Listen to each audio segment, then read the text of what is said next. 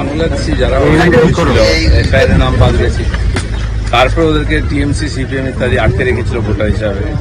ওরা বুঝে গেছে যে সরকার পশ্চিমবাংলায় এসছে, এখানে আর থাকা যাবে। আর তারা এটা ভালোই করছে, নিজের দেশে ফিরে যাক, ওখানে গিয়ে শান্তিতে থাক। সাথে বাংলায় না, সারা ভারতবর্ষে এরকম লক্ষ লক্ষ বাংলাদেশি বসে আছে। তাদেরকে ওরা নিজে চলে গেলে ভালো, না হলে জোর করে পাঠানো হবে বাংলাদেশে।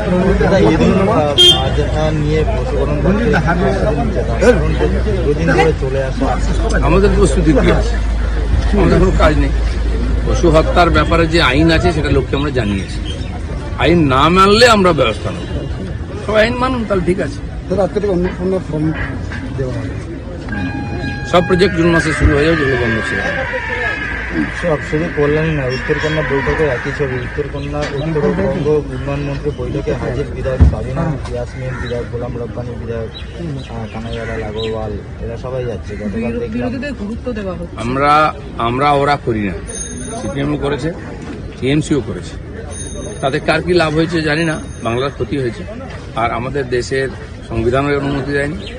রাজনীতিতে এই ধরনের অসৌজন্য হতে পারে না। কেন যারা নির্বাচিত প্রতিনিধি জনগণের ভোটে জিতে এসেছেন, তারা এই উন্নয়নের কাজে অংশগ্রহণ করার অধিকার আছে। তাই আমাদের সরকার সবাইকে ডাকছে। ওনারা আসবেন কি এটা অন্যদের ব্যাপার। আসছেন সবাই, আসুন সবাই মিলে বাংলার উন্নয়ন করি।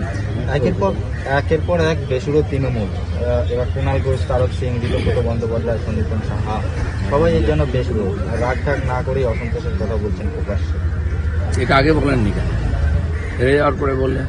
যদি ওনারা এতই ভালো সব সমস্যা জানতেন, মুখ খুললেন কেন? আর যদি মুখ খুলতে না দেওয়া হয়েছে, ওই পার্টিতে ছিলেন কেন? পার্টির টিকিট নিয়ে জিতবেন, আবার বলবেন, আগে বলা উচিত ছিল।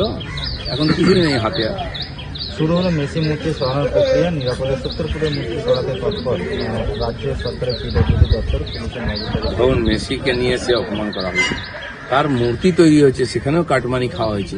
1 বছর টিকবে না একটা মূর্তি? কি ধরনের চুরি হয়েছে, কি ধরনের অসম্মান! বিশ্ববিখ্যাত একটি ব্যক্তির মূর্তি আমরা বসালাম, সেটা ভেঙে পড়ছে, আর এটা খবর হচ্ছে।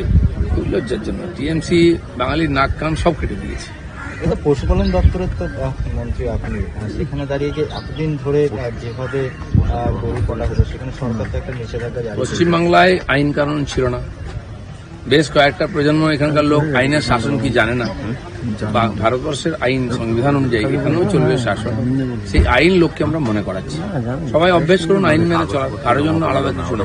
সব জায়গায়, রাস্তাঘাটে, ব্যবসা বাণিজ্য, অফিসে, আদালতে, সব জায়গায় আইন মেনে চলতে হবে সবাইকে।